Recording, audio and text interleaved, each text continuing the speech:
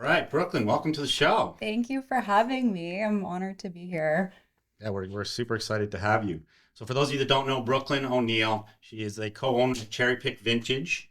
You come from a background in communications and business. Correct. And we're excited to talk to you about a few things, but your business model is interesting to us because it was marketed as a collective. We really want to talk about that. We want to know about the business model, how you operate, how you run the thing.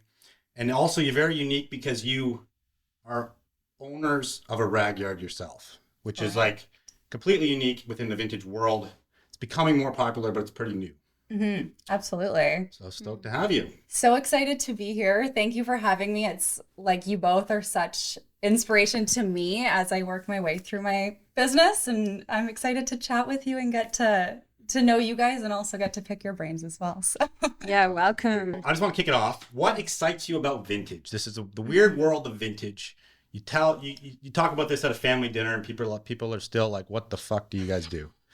So, what excites you about this business? I would say for me personally, and this has kind of been the essence of how I've gone into the business as well and into the vintage world, is I just get excited that it is going to be more mainstream than it ever has been, and it's going to be more accessible, and it's going to be the thing that people are now and continue to reach for in terms of a shopping experience and their personal style and all of it. And I can speak for myself personally, where I am not like a vintage head. Like, I am not that person. I am a girl who just really likes clothing and fashion, and I like to throw things together, and vintage has given me like a whole new perspective on myself. Yeah. And that makes me really excited that somebody like me can experience that. So my goal really is to just allow that experience for more people like me who aren't like, vintage is so sick. People who are like, what is this? Like,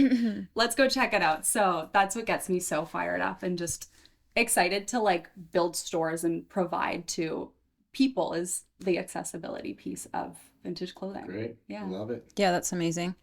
This is like somewhat of like kind of a selfish episode, I think, because for me, like, you guys are the only ones, like there's a couple others maybe in the city, but you have like a very similar business model to us because you have multiple stores. And there is so many challenges from having like one store to multiple stores.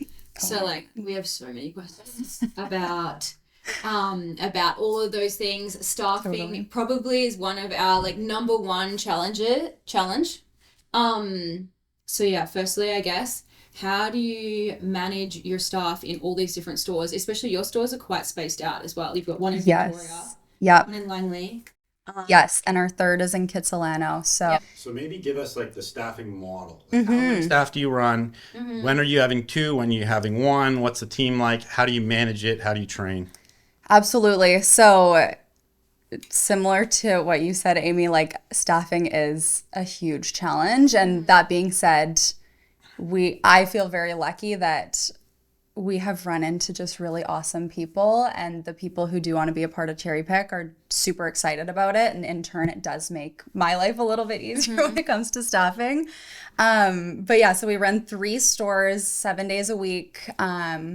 Generally, we do have one person that kind of owns the day. And then on weekends, we'll have 2 kind of give or take based on like the store and the store's needs. So we run, generally speaking, one person per day, and we have a team of about 15 now. So we generally have, I'd say, 4 to 5 people that kind of are in and around each store, and then internally kind of warehouse facing, we run about 1, 2, 3, 4-ish people in the warehouse. And there are a few people that are interchangeable in the warehouse to stores, and they kind of do a bit of both. So so it's definitely like an all hands on deck type of. Yeah, so do you don't have like a manager in each store? So we have a team lead, and she kind of manages all stores from a distance. So obviously the 2 on the mainland being Langley and Kits. She manages those a little bit more hands-on, of course, but isn't necessarily like the designated store manager. We kind of use her to to do the oversight of each store. I would say in terms of like an overall management position, I operate more as like the regional manager, I guess you could say. And then in Victoria, which is kind of our unique situation where it's one step removed from us here, in Victoria, honestly, I don't know how I've gotten so lucky. I mean, I'm a pretty analytical person, so that could play a good part in it. But in Victoria, we've hired just the most capable people that have a lot of personal ownership in their role in the store, and they just crush it. So it's nice to have that knowingness that store is taken care of. And whenever I go for a visit and go and pop in, it's just like 10 out of 10.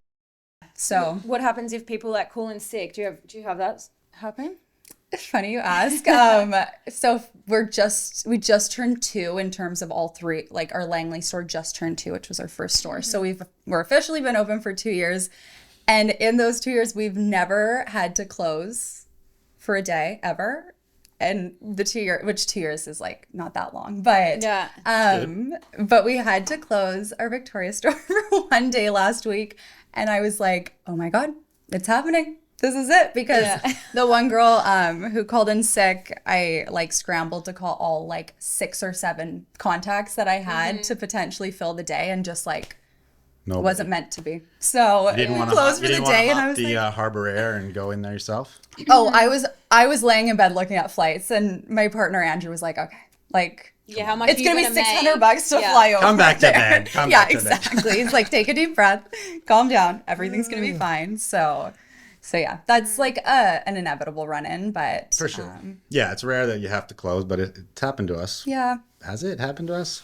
Not I can remember in like this 1 year, day, I don't like think. half a day. But also, I'm in the city, so like it's very. I'm like, I would go in before I had to close. Well, that brings us to a good question, though. Thank you for elaborating on your staffing. We want to know your payroll. We'll tell you ours if you tell us yours. Oh my God, you like payroll, like the number? Like a 2-week period. You pay out 2 weeks? Yeah, we pay semi-monthly. So, I mean, I know the monthly figure for sure. Monthly figure, we're operating at like between 35 and 40 every month. Not including you and Andrew, though. Or does that include you guys? Does that include us? I don't think that includes us. Okay. So. Yeah, so we're like 80. 80. But that includes me, you, and Jesse. And warehouse. Okay. We have an extra location, and there's Okay. 3 owners. Yeah. Yeah. Fair enough. Yeah. But it's still high considering you have 3 stores and you're running at under 40. Yeah. And that's like, never mind like paying the employer side of like all CPP, EI, like, Of course, yeah. that's on top of that also, which is a painful transfer. 80 is included in that. Like that's all the taxes and stuff as well. Yeah, of course. What comes out of the bank account. Okay. Yeah, it's next level. Yeah, that's intense. Payroll guys, is like you know, you have stock costs, which you might not even have, which is a good question. We Yeah. Because like rent, Unfortunately, we stock, do. and payroll are your number 3 Yeah. top 3 expenses all the time in any business. Yeah. Well, especially this business. But Yeah. so tell us about that. Like, do you pay for stock? Is that correct, Yes. Yeah. Well, that's the thing that whenever I'm in conversation, like dinner conversations, and it's like, oh, well, like we do have like these 2 businesses that run tandem. And whenever I explain that Andrew's family business, he's 3rd generation of like owning rag houses, not primarily vintage facing, which is also kind of interesting. Like their primary business is clothing recycling into like an industrial industry rather than like a retail industry. It's interesting because the vintage rag house connection is so new. Like it's not like when I started this, no rag house gave a crap, cared to get into business whatsoever. They were like, come in, take what you want. I don't care what you take. Give me my money, take what you want. Totally. They're recycling. And Andrews, from what I know, is wiper recycling, which is different than a lot of other rag houses. It's its own industry within the rag house industry. Exactly. So, you know, from what I understand, we're not like great friends or anything, but you've been with Andrew for a long time. Yeah, 11 years. Wow. So which is when crazy. you first got introduced to this industry, congrats on that. Yeah. I'm recently separated, so I know how hard relationships are. Absolutely. You're like, good luck with that. And we work together. Talk to me at 15. But yeah, talk to us about like your first impressions of the Rag House and how crazy that business is. Absolutely. So, I mean, going into it, like it was always rags to me. It was like packaged rags and they get shipped off to like second distributors that then it goes to end user. So it's like quite removed from an end user. It's very much B2B. And so, yeah, getting introduced, I was like, what the hell is this place? Like, walking into a warehouse filled with like hundreds of thousands of pounds of clothing, like what? Excuse me. So that was my first impression, was just like, okay, this is your job, I guess. And Yeah. obviously it's working. It's like a family wide, his grandpa started it in Edmonton. And so, yeah, it's just something that I was kind of like, oh, whatever. And then as we went along, I've always been into clothing and fashion. So here and there, he'd find like a t-shirt, and like not a vintage t-shirt either by any means, like years and years ago. It's like, oh, I found this like bunny t-shirt with like a wiener dog on it, or like something stupid. And so we were like, okay, cool. There's like something in here. And then he started getting calls from, actually, we have a lot to thank to this one kid. He was probably 14 or 15, probably 14 at least at the time. And he called Andrew one day on his cell phone. Like, this was probably six years ago. And was like, hey, like, can I come in and pick through the stuff in your warehouse? And Andrew was like, okay, like, I'll have to run it past like the rest of the business, but like, sure. And so this kid came in, would pick through, I think he paid him like $100 for the day, like peanuts really compared to what it looks like now. And but at that point, you're probably thinking, this is $100 more than we had. This, what the hell is this kid even paying us $100 totally for? like, what's he? Yeah, I got it's like to Andrew, garbage. it's like, yeah, whatever, it's gonna get cut up into rags otherwise. So like, might as well. And so he would skip school and he would come down and pick through rags. And What a legend. truly, I wish I could remember his name, but Oh, I was gonna say. Yeah, it'd be like, so where we is he? need to give this kid a shout out. I think it was Where's Alex. this kid now? I know, If you're listening Alex. to this, we want to know who you are. yeah, so he was really kind of monumental in like the whole shifting of the mindset, honestly. And Wow. it just got Andrew's brain turning. And yeah, from there on out, it was a bit of a new mindset going into the rag every day. And Andrew's extremely business minded, and he really took that and ran with it. So that was the beginning of the transition from the rag being a wiper focused. I mean, it's still very much wiper focused, and that business is There's still a new business involved. onwards. which is- Yeah, now you have another way, another stream of revenue. I love that story Yeah. because it's kind of like this breakthrough in perception, right? And that can happen anywhere in your life, anywhere in your business, where you're like, there's something that we didn't see. There's something here that we totally didn't see that creates an a massive amounts of new opportunity, new wealth, new possibility for the future, which I love. And we do a lot of work on that kind of shit. So Yeah. it's very cool. No, which I love as well, because I'm very much of like a mindset. I kind of have picked up on that from socials from you guys too, which it makes me really excited to sit down with you, because I'm like, oh, I love it. It takes a whole different mindset to change your life, and for me to start the business, because I'm a completely different person than I was 2.5 years ago. Yeah, so right. yeah. Dive into some more business. Back to staffing. Yes. Do you just rely on your staff being great at, like, just naturally good at what they do, like naturally good at social media, merchandising, like all the things that you have to be good at Customer service. customer service, sales and that? Or do you have like systems and things like that to make sure they're like and to the just line? standards And that you training. hold them to. Yeah, what kind of training do you do? Yeah, so so generally speaking, when I'm hiring, something that is a little more new on my radar is hiring somebody with prior retail experience, because that really makes a big difference, I find, in just how people are and how they operate and hold themselves in a retail setting as well. So that's become a bigger one for me.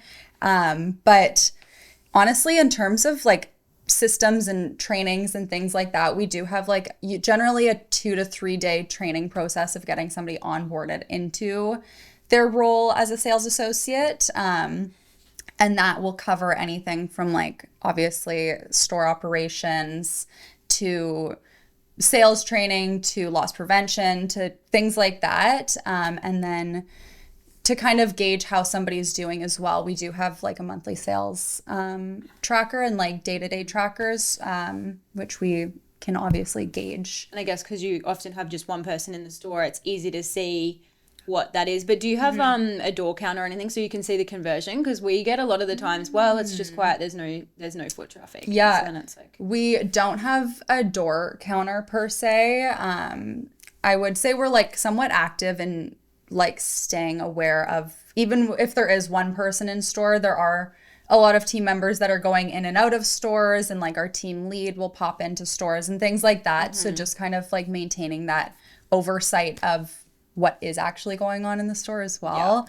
Because that's always it was a slow day. yeah, Which is an easy excuse for someone not to be selling. Exactly. Yeah. Exactly. And like I've been in the stores a lot myself as well. So like I know slow days do happen.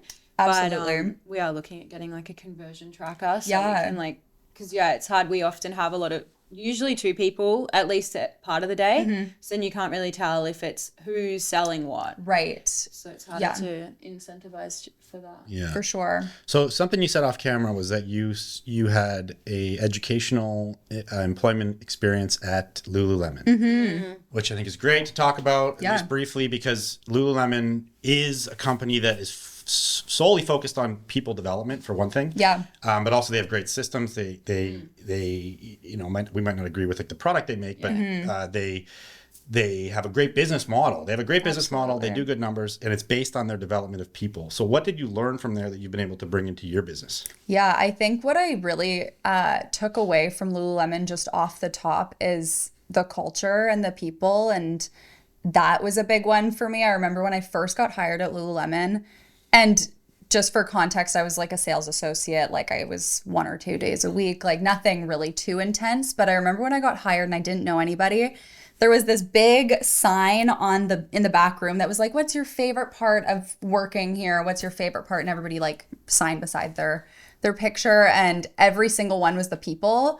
And so I remember being like, oh, we'll probably make some friends here, and like there's probably cool people that work here. So I think systems in terms of like creating culture, it's very like methodical in how they create culture. The goal building was a big one that I took away. Personal, right? Personal. Because they want to know your personal goals. Yes. Like we would sit down and like personally hash it out on like, I still have the booklets to this day. So that was a huge one for me.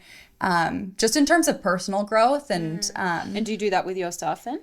It's not something that we've dove super deep into quite yet, but I'm like the first person, like even in my hiring process, for example, my last question that I always ask is like, what is your biggest, craziest, most audacious goal that you could, if you get to the end of your life and you're like, I did that, like, what is that thing? Because for me, hiring somebody, I want to know what they're working towards and now I'm how just thinking about I can. my hairy, audacious goal. Yeah, yeah, totally. I know. And then when they turn it back on me in an interview, they're like, what's yours? I'm like, well, how long do you have? So I would say like the people and culture was really cool takeaway, but also just learning their systems and their processes and like the expensive tech that they had, which like I won't necessarily implement in my business, but just the knowingness of it and being aware that it exists was really awesome. cool too. Culture comes up a lot. We talk about culture. Every business should be talking about culture. It's like the most important things, really. Yeah, it's the foundation of your people, how you guys operate together. Yeah. How you be as a company together. It's the people.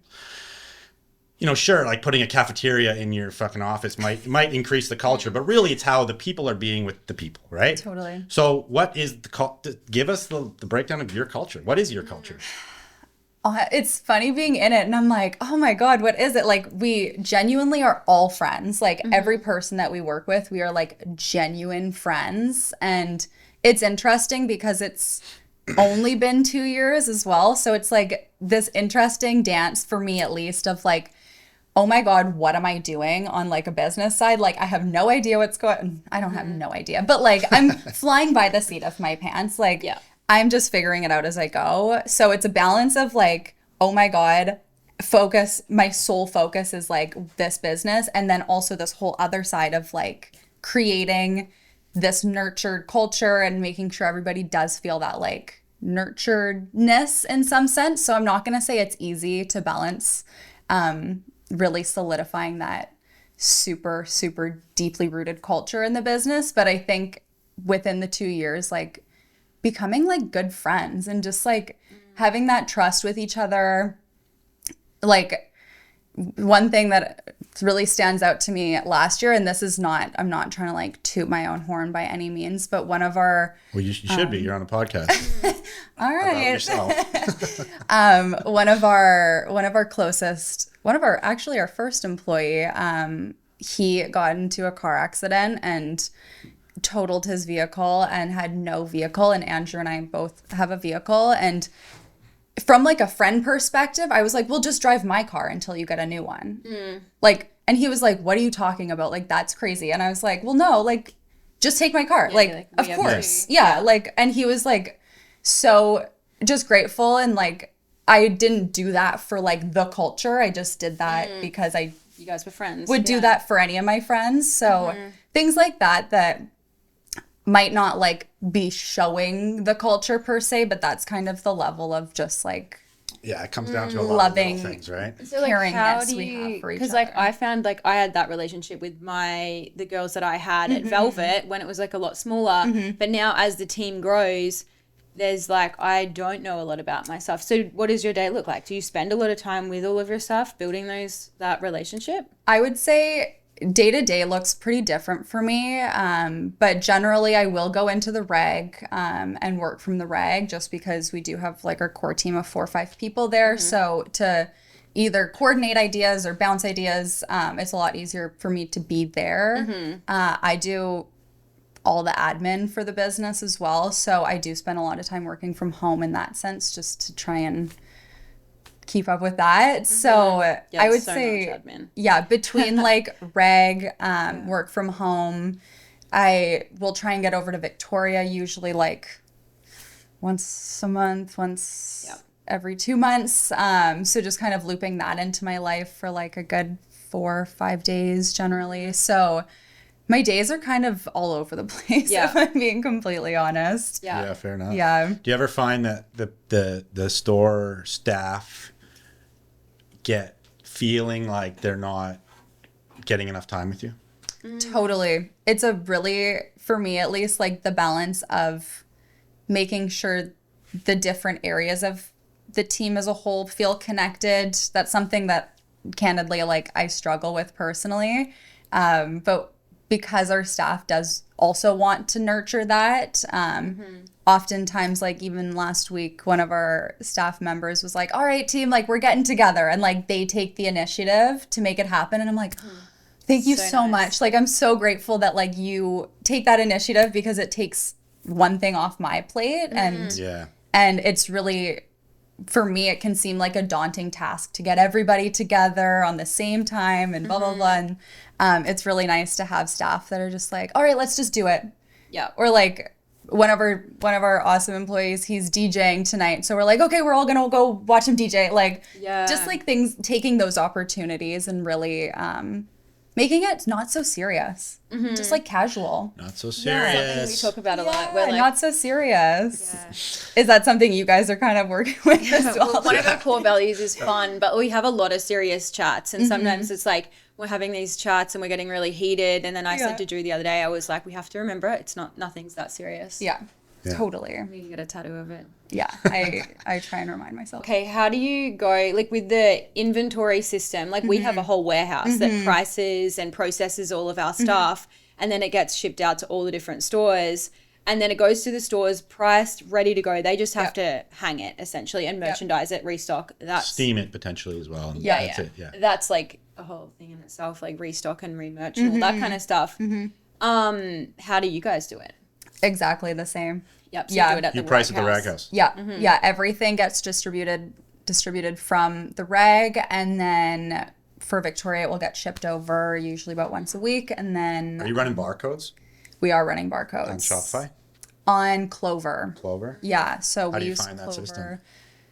It's fine. I would say like it does have limitations for us, but in terms of what we need it for, it does the job. And I've kind of dove a little deeper into Shopify, and I don't know, it just doesn't feel, I feel like since using Clover, I'm like, wait, why is it so hard to see reports and like getting the On Clover? on Oh, Shopify? it's so hard. You have to buy an app. They make you app Separate everything. We're in the middle of going into like a full accurate inventory where we're like going to be transferring stock from warehouse to stores, and like we'll be able to see full cost of goods at any point in in all the company, full value of inventory in the whole company at any point. Amazing. But it's like, it's an insane amount of work, and I bet you if anybody out there is doing this, anybody listening has that dialed for their company, please hit us up, because I would say confidently that nobody in vintage does.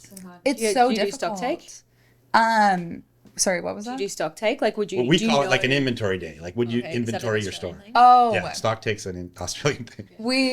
I would say like in terms of like the flow of inventory, I don't know, this might be a little archaic, but we have like codes that we know are like the week of the month that item went into the store. So then we're able to like pull it and like the flow of inventory kind of works in that way for us. And you're probably, because you got the rag yard, you can like cycle back into the rag yard and ditch it to the next vintage customer.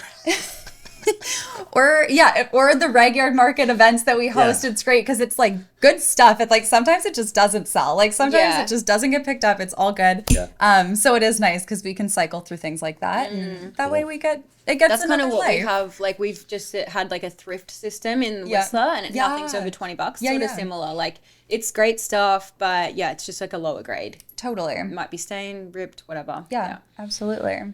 Sweet. I have a question. Yeah. It's about the model. So, like I said in the beginning of the intro, the Cherry Pick, when it was first introduced, was a collective. It's well, at least from the like my perception of it was a collective. You have like, I don't know if they're partners or people that you guys work with. So how does that model work? And like, tell us about that a bit. Yeah, so when we initially opened the Langley store, we were a collective of vendors within one store. So that is something that Andrew and I had learned from other stores that we were a part of in a collective sense. So we got that business model from those stores. And shout out to those stores, Lissa's Thrift and Vintage in Kamloops. She was the very first store we ever sold in. And then so you guys sold in some stores that had the model. Yeah. And also Gore Street being one of them as well. Learned a lot from both of those stores. And so when we opened our store, it was a collective of like, I want to say like 10 or 11 vendors. Like there was a lot of vendors involved, and it was great off the go because it felt for me, it's like my name's on the lease. So like if this thing tanks, like I'm the one that's liable, and everybody else can be like, oh, well, that sucks. But for me, it felt like a little less risky because I was going into it with like a team of people that were on the same page, and everybody was super excited about it. So that was the collective that kind of got us off the ground. And then as we kept going, the business model, we did have to adjust because in terms of risk and in terms of like staffing and rent and utilities and all of these expenses that were on Andrew and I, because our name's attached to the lease, we would collect rent from our vendors, but really in terms of the expenses as a overall like grand expense, we were like, this isn't even a drop in the bucket for like you're not really making profit. And then we would have to hope that like our items would sell, and if they didn't, then it's like we're basically losing money. So we did have to adjust that business model just because for a longevity play, it didn't make sense for us. And with the rag as well, we have an unlimited supply essentially. So we were like, okay, we need to make some adjustments. And that was a big learning curve for me, and honestly really difficult time of my business life thus far. Just needing to when you had to like To tell tell some people people. that this Yeah, is because not you going probably this have way a like anymore. good relationship with them, and then Yeah. That is hard. Yeah. Totally. So I think I'm a recovering people pleaser, and I'm not a fan of confrontation either. So just like that's been a big personal growth moment for me. So funny you Was say that, adjusting away from that model. Me and Amy just talked about this yesterday. I've recently gone into away from being agreeable. I find so many like what you're saying, like people pleasing. People pleasing is being agreeable, Absolutely. in some sense, and people tend to do this so much, and they just agree to make the conversation easy. 100%. Yeah. But when you're agreeing, when you're not actually agreeing, you're actually lying. It's not. It's actually Then deep. you're a liar. You're a Yeah. liar. You're agreeing when you don't actually agree is Yeah, lying. totally. People won't say that to themselves because they want to think that the agreeable is just being nice. yeah. But it's totally useless in the sense of your life, in the sense of what you want to accomplish. Yeah. And you're not being true to yourself. So I've recently done that. I'm like not being agreeable anymore when I don't agree. Totally. I'm being honest with myself. Amazing. I'm taking that one with me. I feel like you've always been pretty good at that. To be honest. Maybe, but going Amy's like, deeper. you've never had an issue with that, actually. Well, thank you for shedding that on the business model. Yeah. So obviously that leads to the next question, which is like, you had a superpower on that team. You had Baldy, right? Yes. Baldy comes up a lot Yes. within the vintage community talks because he's like an anomaly where he was able to market himself insanely effective. Right? Absolutely. He's an insanely effective marketer. Yeah. The whole, he's crushed it. He's now got his own store. So he was a part of the original Cherry Pick team.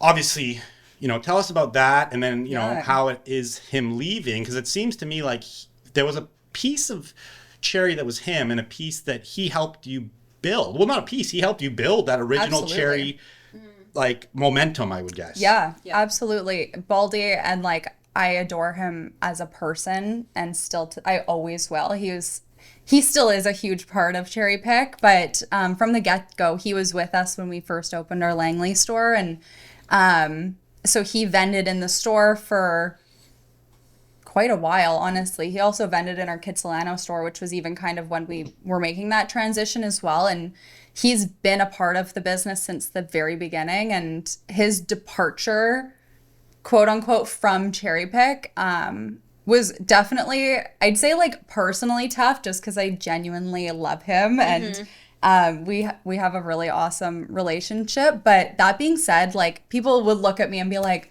oh God, like, that's tough, hey? And I'm like, honestly, like, I adore him. This is like no hate to Baldy whatsoever, but it was kind of a blessing in some sense, because as much as like his following is had supported our business, the sooner that was not associated solely with Cherry Pick, the way I see it is almost like it is beneficial for us as well, because then we're growing our community in tandem rather than on top of him and what like he's off the back of building. him.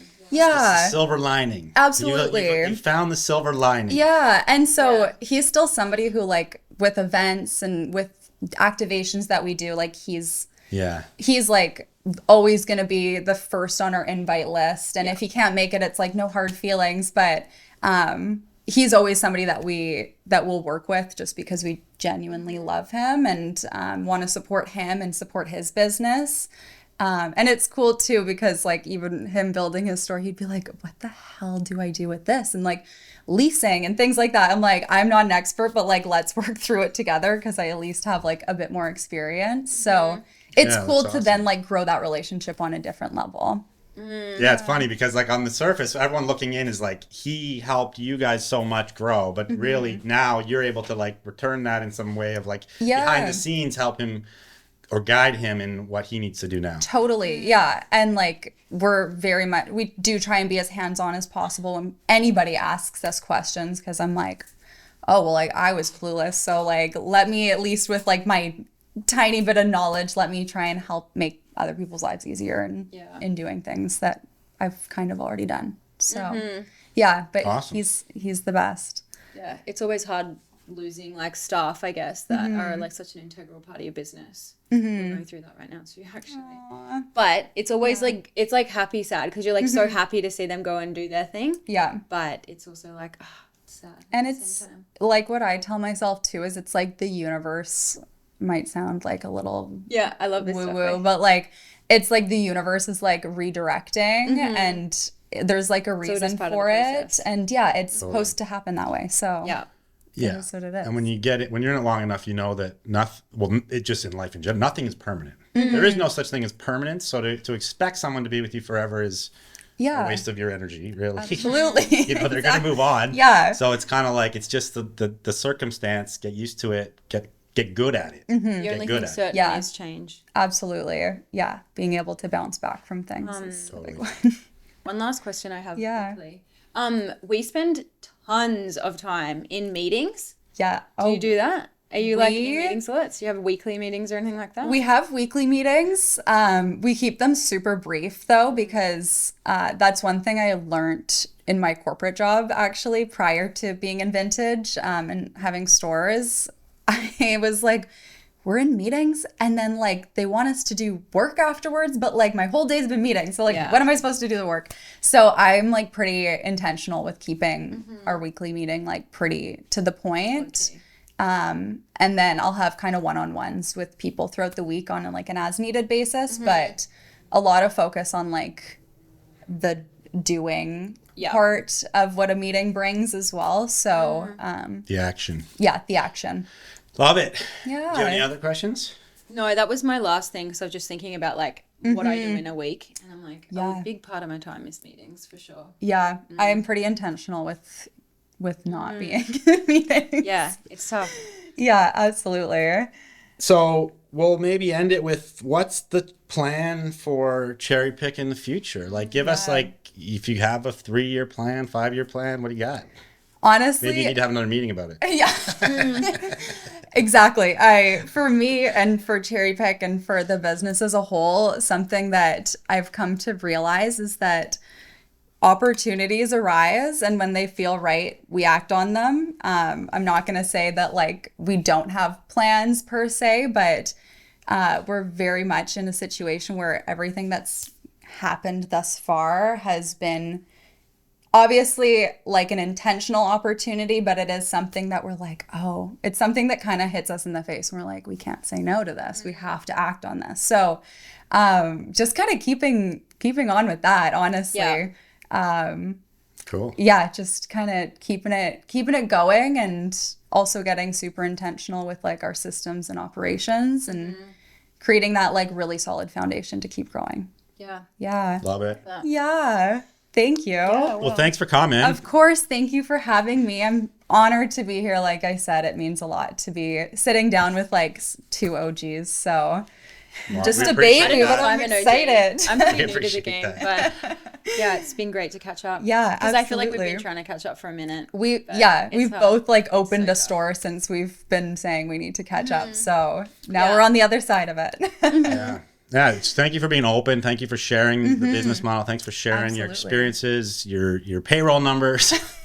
And if you're in Vancouver, or if you're visiting Vancouver, go shop Cherry Victoria. Pick or Victoria. Yeah, or Victoria. Yeah, Cherry Pick. That's my baby. So check them out, and yeah, so excited that we got to sit down and chit chat. Hell yeah.